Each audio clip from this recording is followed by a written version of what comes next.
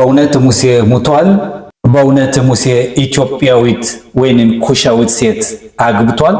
እግዚአብሔር ሙሴን ወደ ተቀደሰችው ምድር እንዳይገባ ሲነግረው ምን ያህል ጸሎቶችን ነው የጸለየው? የጸሎቶች ትርጉምስ ምን ነበር? ወደ ምድሪቱ እንዳይገባ እግዚአብሔር የከለከለው ምን ኃጢአት ሰርቶ ነው? እነዚህንና የመሳሰሉትን ጥያቄዎች በዛሬው ቪዲዮአችን እንመልሳለን። ከወደዳችሁት ላይክ፣ ሰብስክራይብ አድርጉ። ያስተምራል ብላችሁ ካመናችሁበት ደግሞ ሼር እና ኮፒ ሊንክን በማድረግ ለወዳጅ ዘመድ አጋሩ። እናመሰግናለን። የሙሴ የልደት ገጽታ ምን ይመስል ነበር? በዘጸአት እና በዘዳግም መጽሐፍት ሰብአዊ ጀግና ሆኖ የተገለጸው የሙሴ የልደት ታሪክ እጅግ አጭርና ዝርዝር ማብራሪያ ያልተሰጠው ነው። ፈርዖን እስራኤላውያንን በጽኑ ባርነት በመጨቆን እንዲሁም በአዋላጆች በወሊድ ጊዜ ወንዶቹን ልጆች እንዲገድሉ በማዘዝ እስራኤላውያንን ቁጥር ለመቀነስ ያደረገው ጥረት ሳይሳካ ሲቀር ለሕዝቡ ሁሉ የሚወለደውን ወንድ ልጅ ሁሉ ወደ አባይ ወንዝ ጣሉት፣ ሴቷን ልጅ ግን በሕይወት አኑሯት ሲል አዘዘ። ኦሪት ዘጸአት ምዕራፍ 1 ቁጥር 22። ኦሪት ወይንም የሕግ መጽሐፍ ፈርዖን ለምን በወንዶች ልጆች ላይ ብቻ የሞት አዋጅ ለማውጣት እንደወሰነ ያለማብራራቷ ትኩረት የሚስብ ነው። ከዚህ ሁሉ ትኩረት በኋላ ኦሪት በሰው ልጅ ታሪክ ውስጥ በተደጋጋሚ የሚከሰተውን ክስተት እጅግ በተቆጠበ አገላለጽ እንዲህ ስትል ታስተላልፋለች። ከሌዊ ወገን የሆነ አንድ ሰው ሄዶ የሌዊን ልጅ አገባ። ሴቲቱም አረገዘች፣ ወንድ ልጅም ወለደች። ኦሪት ዘጸአት ምዕራፍ 2 ቁጥር 1 እስከ 2። ስማቸው ያልተጠቀሰ ወንድና ሴት የነገድ ማንነታቸው ብቻ ተገልጾ በጋብቻ ይጣመራሉ። ከዚያም ሴቲቱን ጸንሳ ወንድ ልጅ ትወልዳለች። ቀጣዩ ክፍል መልካም እንደሆነ ባየችው ጊዜ 3 ወር ደበቀችው በማለት አግራሞት የሚጭር አባባል ይዟል። ልጇ መልካም እንደሆነ የማታስብ እናት አለችን የሚል ጥያቄንም እንድንጠይቅ አድርጎናል። በተጨማሪም እናቱ ለ3 ወራት ያክል ልጇን ከፈርዖን አዋጅ መደበቅ እንደቻለች ይነገራል። ሆኖም ከእንግዲህ ልትደብቀው ባልቻለች ጊዜ ምንም አይነት ተጨማሪ ማብራሪያ ሳይሰጥ ልጇን በወንዙ ዳርቻ በደንገል በተሰራ ሳጥን ውስጥ እንዳኖረችው የሚገልጽ ድምዳሜ ይዘጋል። በዚህም ታሪኩ በፈርዖን ልጅ አማካይነት የደረገውን የሙሴን ድንቅ አድህኖና ወደ ቤተ መንግሥት መግባቱን በማብራራት ይቀጥላል። ምንም እንኳን የፈርዖን ልጅ ሙሴን ከውሃ ማውጣቷንና እንደ እናት ሁና ማሳደጓን እንደ አንድ አይነት ምሳሌያዊ የልደት ታሪክ ወይንም ሲምቦሊክ በርዝ ማየት ቢቻልም እንዲሁም ባዮሎጂካዊ የልደት ታሪኩን ጥላ ስር የሚያስገባው ቢሆንም የዚህ ጽሑፍ ዋና ትኩረትና ስለ ትክክለኛው የልደት ታሪክ እና ዝርዝሮቹ ለምን እንደተቀነሱና ብዥታ እንደተፈጠረበት መመርመር ነው። የነቢያት አባት የሆነው እስራኤላውያን ከግብፅ ባርነት የታደገው ሕገ ኦሪትን ከሰማይ ያወረደውና በሲና በረሃ በ40 ዓመታት ጉዞ የእስራኤልን ሕዝብ የመራው የሙሴ የልደት ታሪክ በኦሪት ውስጥ በሰፊው አለመተረኩ አግራሞት የሚጭር ነው። ስለ ይስሐቅ ልደት በዘፍጥረት ምዕራፍ 18 እና 21፣ ስለ ያዕቆብና የኤሳው ልደት በዘፍጥረት 25፣ ስለ ሳምሶን ወይንም ስለ ሳሙኤል አንደኛ ምዕራፍ 1 እና 2 ከተጻፉት ሰፊ ታሪኮች አንጻር ሲታይ አንድ ሰው ሂዶ ሴት አገባ፣ አረገዘችም፣ ወንድ ልጅም ወለደች የሚለው አገላለጽ እጅግ አጭርና በቂ መረጃ የማይሰጥ ሆኖ እናገኘዋለን። ይህ አጭርነት ኦሪት እንዲህ አይነቱን የተቆጠበ ታሪክ ያቀረበችው በታምራትና በድንቆች የተሞላውንን ከመንፈሷ ጋር የማይሄደውንን ሙሴን ኦሪት ልታቀርበው ካልፈለገችበት መንገድ አንጻር የሚገለጸውን ሌላ ትርክት ወይንም ሜይዝ ለመታገል በማሰብ ነው ወደሚል መላምት ያመራናል።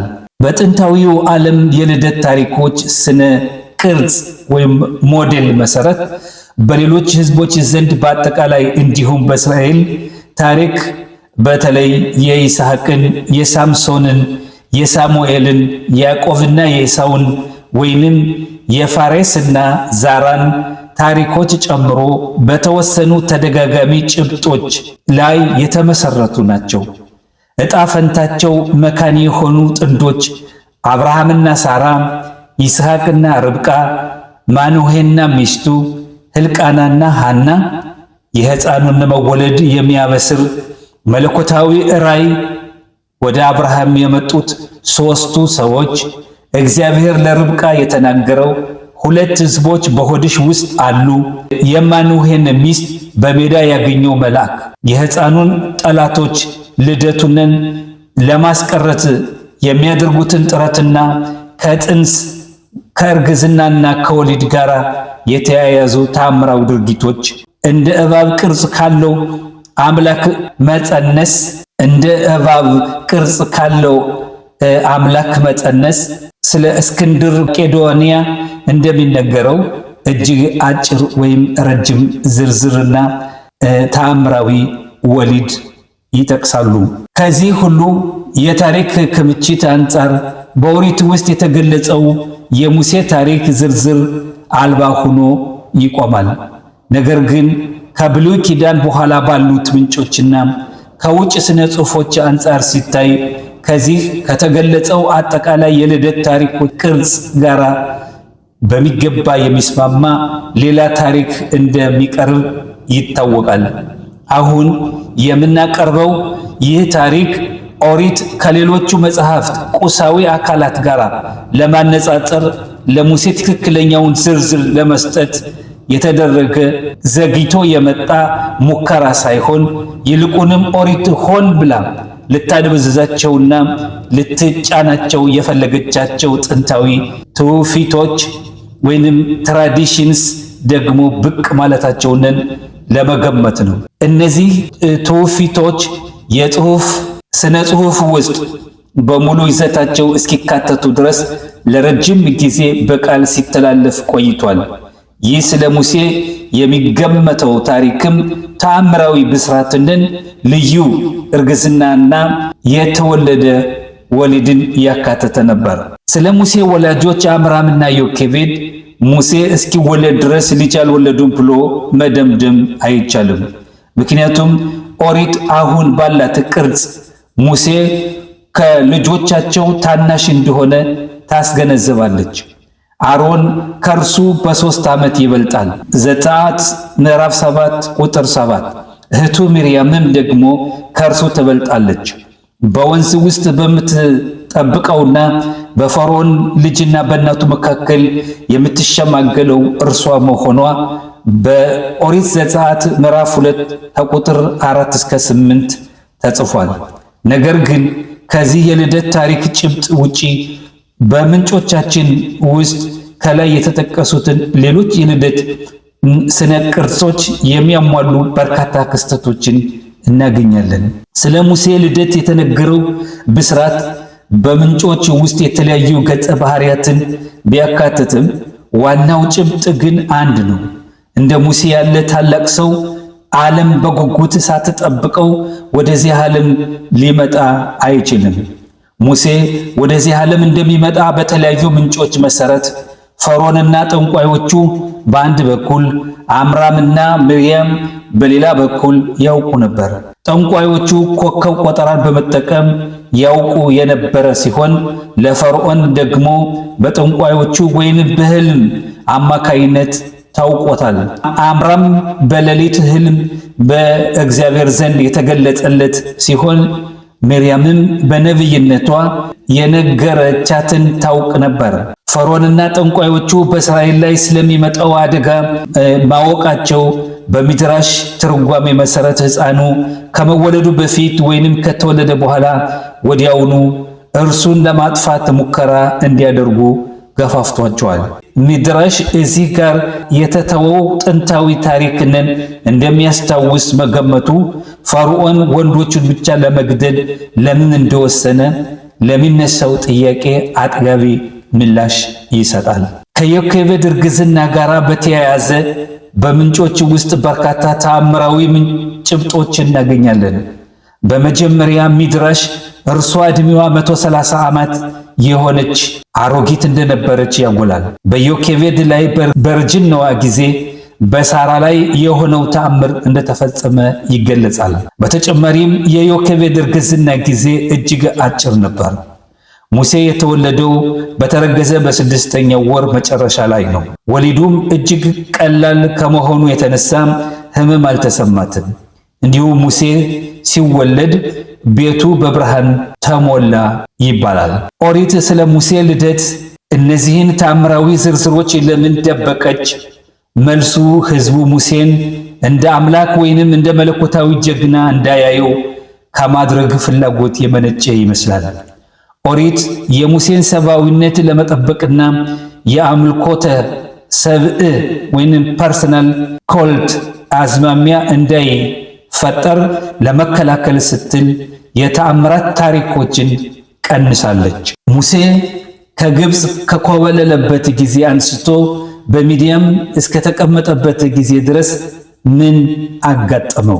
ፈርዖን ሙሴ ግብፃውያንን እንደመታው ባወቀ ጊዜ ሊገድለው ፈለገ። ኦሪትም ይህን ኩነት እንዲህ ስትል ትተርካለች። ሙሴም ከፈርዖን ፊት ኮበለለ፣ በሚዲያምም ምድር ተቀመጠ፣ በምንጭም አጠገብ ተቀመጠ። ኦሪት ዘጸአት ምዕራፍ 2 ቁጥር 15። ከዚያም የይትሮንን ልጅ አገኘ። ከእነርሱም መካከል በኋላ ላይ ሚስቱና የሁለት ልጆቹ እናት የምትሆነውን ሲፓራን አገኘ። በሚዲያምም ምድር ተቀመጠ የሚለውን አገላለጽ ፈርዖን ሙሴን ሊገድለው ፈለገ፣ ሙሴም ከፈርዖን ፊት ኮበለለ ከሚለው ሐሳብ ቀጥሎ ወዲያውኑ የመጣ ነው። በተጨማሪም በግብፅ ለሙሴ የደረሰበትና በሚዲያም ያጋጠመው ነገር አንድ ወጥ የሆነ ቀጣይነት ያለው ታሪክ ያመለክታል። በግብፅ ሙሴ ሊጎዳው ከፈለገው ግብፃዊ እጅ ዕብራዊውን ለመጠበቅ ቃል ገባ። በዘጸአት ምዕራፍ 2 ቁጥር 11 እስከ 12። እንዲሁም በሁለት ተጣሊያን ዕብራውያን መካከል በተነሳው ጠብ ጣልቃ ገባ። በሚዲያም ደግሞ የይትሮን ልጆች ከእረኞቹ እጅ ለማዳን ጣልቃ ገባ። በእነዚህ ሦስት አጫጭር ታሪኮች ውስጥ የሙሴ ከፍተኛ የፍትህ ስሜት ይገለጻል። በአንጻሩ የሚያስገርመው በርካታ ምንጮች ሙሴ ከግብፅ ከኮበለለበትና በሚዲያም በደረሰበት ጊዜ መካከል ስለተከሰተ አንድ ረጅምና አብይ ክስተት ይናገራል።